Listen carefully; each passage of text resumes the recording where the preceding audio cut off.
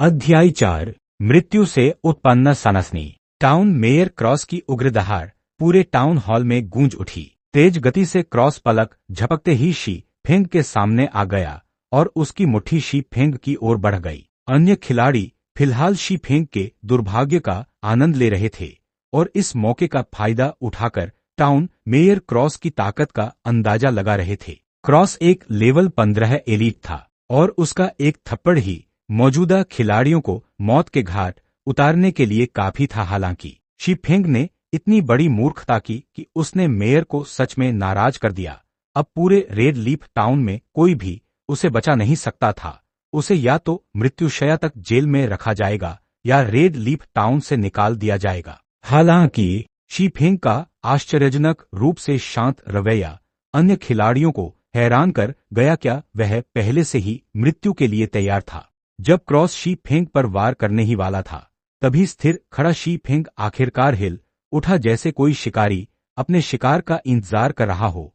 She Feng ने तुरंत अपनी शुरुआती तलवार निकाल ली। तेजी से वार करते हुए उसने तलवार से अपने शरीर की रक्षा की। पेंग! क्रॉस की मुट्ठी नौसिखिया तलवार पर पड़ी, जिससे शी फेंग हवा में उछल गया। जैसे ही शी फेंग गिरने वाला था, उसने अपना शरीर पलटा और बिल्ली जैसी फुर्ती से जमीन पर स्थिर होकर उतर गया। हालांकि उसकी एचपी तुरंत 84 कम हो गई और उसके हाथ में पकड़ी नौसिखिया तलवार बेकाबू होकर कांपने लगी। तलवार की मजबूती भी 1 अंक कम हो गई। मजबूती 0 होने पर यह हथियार बेकार हो जाएगा। हाँ, सभी खिलाड़ियों ने गहरी सांस ली। शी फेंग की शरारतों को देखकर उन्होंने पहले तो उसे एक नौसिखिए ही समझा था, लेकिन शी फेंग के हालिया प्रदर्शन को देखकर कोई भी पारखी नजर बता सकता था कि वह एक बेहद कुशल खिलाड़ी है। भले ही क्रॉस एक जादूगर के रूप में शारीरिक क्षति पहुंचाने में कमजोर था, लेकिन एक लेवल 15 एलीट के रूप में वह मौजूदा खिलाड़ियों में से किसी को भी एक ही वार में मार सकता था। फिर भी शी फेंग बच गया। उसने अपने हथियार का इस्तेमाल करके हमले को रोक दिया, जिससे नुकसान कम से कम हुआ। वह स्पष्ट रूप से एक जादूगर है, फिर भी उसकी ताकत और गति वाकई चौंकाने वाली है। शी फेंग ने अपने हाथ में पकड़ी हुई विलाप करती हुई नौसिखिए तलवार को देखते हुए मन ही मन आश्चर्य व्यक्त किया। सौभाग्य से उसने अपने सारे अंक चपलता में लगा दिए थे, जिससे उसकी आक्रमण गति बढ़कर 4 हो गई थी। अन्यथा वह अब तक मर चुका होता और उसे अपनी खोज फिर से शुरू करनी पड़ती। मर जा कीर्दय! अपना हमला नाकाम होने पर क्रॉस और भी क्रोधित हो गया। अचानक उसके कपड़े फट गए और उसके शरीर पर घने काले बाल दिखाई दिए। क्रॉस नुकीले दांतों वाले वेयरवुल्फ में बदल गया था। इस क्षण सभी खिलाड़ी स्तब्ध रह गए। उन्होंने कभी सोचा भी नहीं था कि मेयर एक दुष्ट वेयरवुल्फ होगा। क्रॉस पलक झपकते ही शी फेंग की पीठ पर आ पहुंचा, अपने चमकदार बर्फीले पंजों को ऊपर उठाया और शी फेंग के दिल पर वार किया। हालांकि शी फेंग ने ठंडी मुस्कान दिखाई। भले ही उसके पास केवल 16 एचपी ही बचे थे। क्रॉस के पंजे अचानक रुक गए। वे शी फेंग से कुछ ही सेंटीमीटर दूर थे। दुर्भाग्यवश क्रॉस को लेवल 25 गार्ड के चार्ज का सामना करना पड़ा और वह 1 सेकंड के लिए बेहोश हो गया। शी फेंग ने इस मौके का फायदा उठाते हुए तेजी से वहां से प्रस्थान किया। जैसे ही क्रॉस जागने के बाद शी फेंग पर हमला करने वाला था, तभी एक और गार्ड ने उसे रोक दिया। दोनों गार्ड 25 लेवल के योद्धा थे। हालांकि उनमें से कोई भी एलीट नहीं था, फिर भी उनके द्वारा पहुंचाया गया नुकसान अपेक्षाकृत अधिक था। एक चार्ज और एक सामान्य हमले ने क्रॉस के 300 एपी को तुरंत कम कर दिया। 2 गार्डों ने कुल 600 एपी कम कर दिए, जिससे क्रॉस का एचपी पल भर में घटकर 1700 रह गया। गार्ड से यही उम्मीद थी। उनकी आक्रमण शक्ति वाकई बहुत अधिक है। क्रॉस की दयनीय हालत देखकर शी फेंग मुस्कुराया। पहरेदार कस्बे के रक्षक थे। वे कस्बे के नागरिकों की रक्षा करने और दुष्ट शक्तियों के आक्रमण का मुकाबला करने में माहिर थे। इस समय मेयर एक वेयरवुल्फ में परिवर्तित हो गया था। यह इस बात का प्रमाण था कि वह इंसान नहीं, बल्कि दुष्ट शक्तियों का जासूस था। पहरेदार स्वाभाविक रूप से उसे जाने नहीं देंगे और उसे जंगल के राक्षसों की तरह मार डालेंगे। देखने में तो शर्लक की शर्तें कठोर लग रही थीं, लेकिन असल में खिलाड़ियों को केवल मेयर पर सक्रिय रूप से हमला करना था और उसके पहले हमले से बचना था। इसके बाद सब कुछ आसान हो गया। मेयर के असली रूप सामने आने के बाद गार्ड्स बाकी का काम संभाल लेंगे। शी फेंग के पिछले जीवन में इस अनोखे मिशन ने पूरे व्हाइट रिवर सिटी को चौंका दिया था, क्योंकि शहर का मेयर बुराई की शक्तियों का जासूस था। इस मिशन ने खिलाड़ियों को ईश्वर के क्षेत्र के प्रति एक नया दृष्टिकोण दिया। यहाँ के पात्र पूरी तरह से भरोसेमंद नहीं थे, क्योंकि वे भी भेष बदलकर बुराई की शक्तियों में से एक हो सकते थे। ऐसी बीच मिशन पूरा करने वाले खिलाड़ी ने नगर महापौर को फंसाने के अपने तरीके से सबको चौंका दिया था। उस खिलाड़ी ने मिशन पूरा करने के लिए बहुत दिमाग खपाया था और स्वाभाविक रूप से वह अपनी रणनीति का खुलासा करके अपनी मेहनत का प्रदर्शन करना चाहता था, लेकिन अब शी फेंग इसका फायदा उठा रहा था। अब क्रॉस पर दोनों गार्ड हमला कर रहे थे। गार्डों द्वारा पहुंचाया गया नुकसान बहुत अधिक था, फिर भी क्रॉस का निशाना शी फेंग पर ही टिका रहा। वह लगातार शी फेंग को जान से मारने की कोशिश कर रहा था, लेकिन बदकिस्मती से दोनों गार्ड उससे चिपके रहे। एक गार्ड ने बोन क्रशर का इस्तेमाल किया, जबकि दूसरे ने थंडरिंग स्ट्राइक का, जिससे क्रॉस की गति तेजी से गिर गई। सौभाग्य से शी फेंग अपनी 5 अंकों की गति के बल पर मौत से बच निकला। बस इसी तरह क्रॉस की 2000 से अधिक एचपी लगभग समाप्त हो गई। जब बाकी खिलाड़ियों ने क्रॉस को मरते देखा तो उनमें से कई बेचैन होने लगे। वे मेयर पर आखिरी वार करना चाहते थे। उन्हें समझ नहीं आ रहा था कि गार्ड शी फेंग की बजाय क्रॉस पर हमला क्यों कर रहे हैं, जबकि मेयर एक लेवल 15 का एलीट खिलाड़ी था। अगर वह मर जाता तो उससे कुछ बेहतरीन आइटम जरूर मिलते।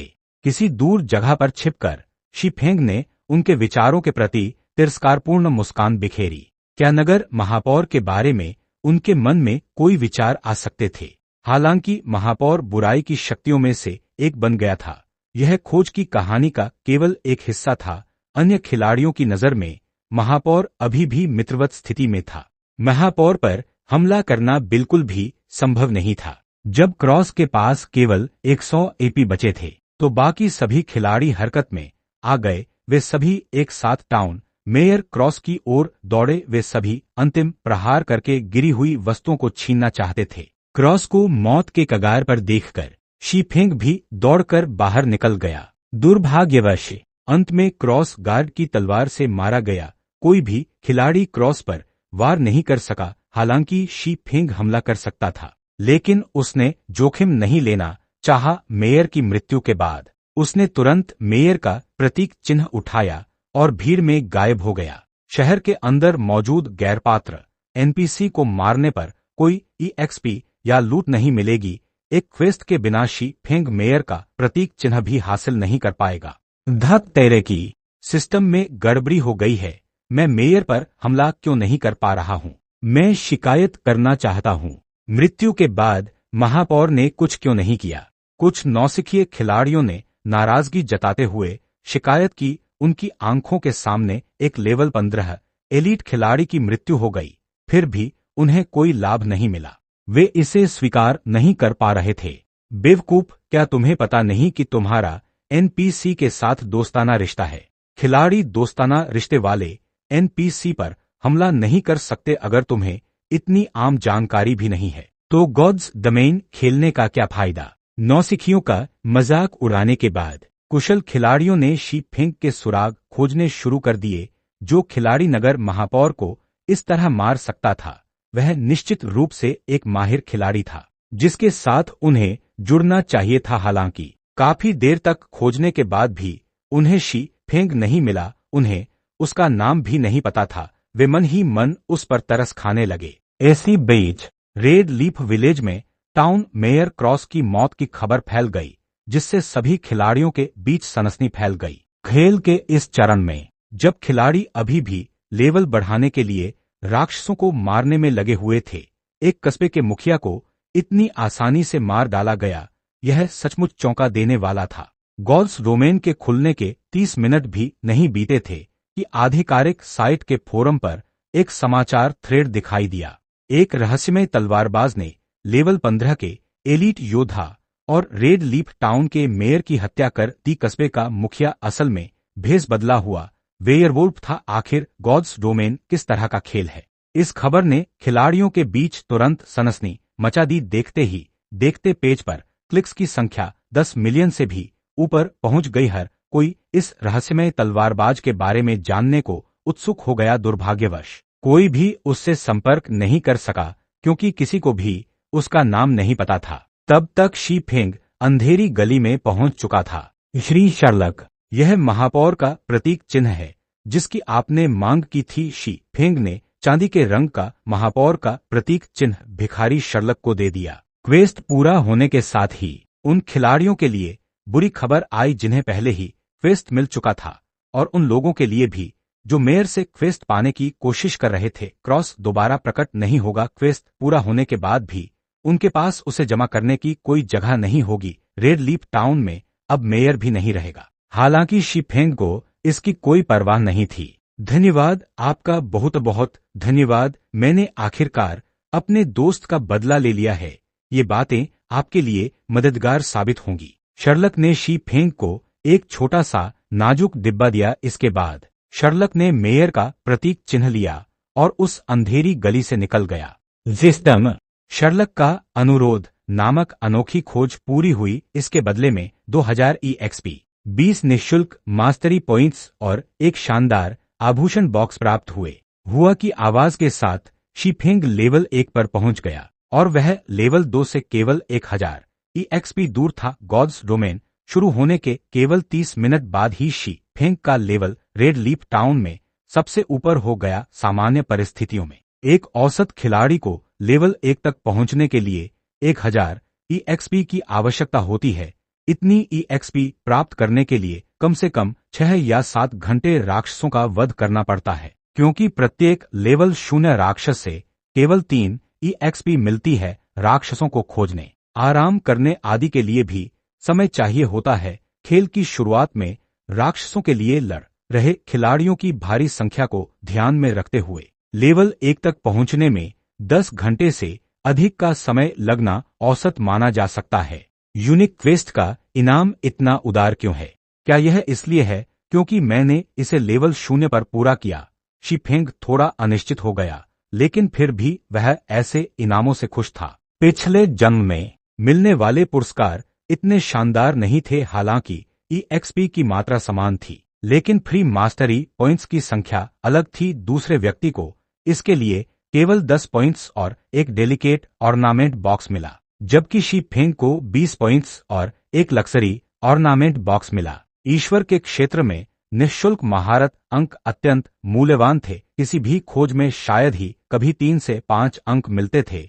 इस अनोखी खोज में 20 अंक मिले थे। उम्मीद है यह मुझे निराश नहीं करेगा। हालांकि यह कोई नाजुक आभूषण बॉक्स नहीं है, फिर भी यह एक बेहतर आलीशान आभूषण बॉक्स है। यह अच्छा ही निकलेगा। शी फेंग ने सावधानी से आभूषण बॉक्स को पकड़ा। उसके गले से घबराहट भरी एक घूंट निकली। धीरे धीरे उसने बॉक्स खोला। हालांकि EXP और मुफ्त मास्टरी पॉइंट्स बहुत अच्छे थे, लेकिन शी फेंग को असल में ऑर्नामेंट बॉक्स के अंदर की चीज चाहिए थी। यह एक जरूरी चीज थी जिसकी उसे अपने लेवल बढ़ाने और पैसे कमाने की योजनाओं को पूरा करने के लिए जरूरत थी। यह एक उच्च स्तरीय चीज भी थी जिस पर कई विशेषज्ञ ललचाते थे। अगर कुछ भी गड़बड़ हो जाती तो शी फेंग बहुत रोता।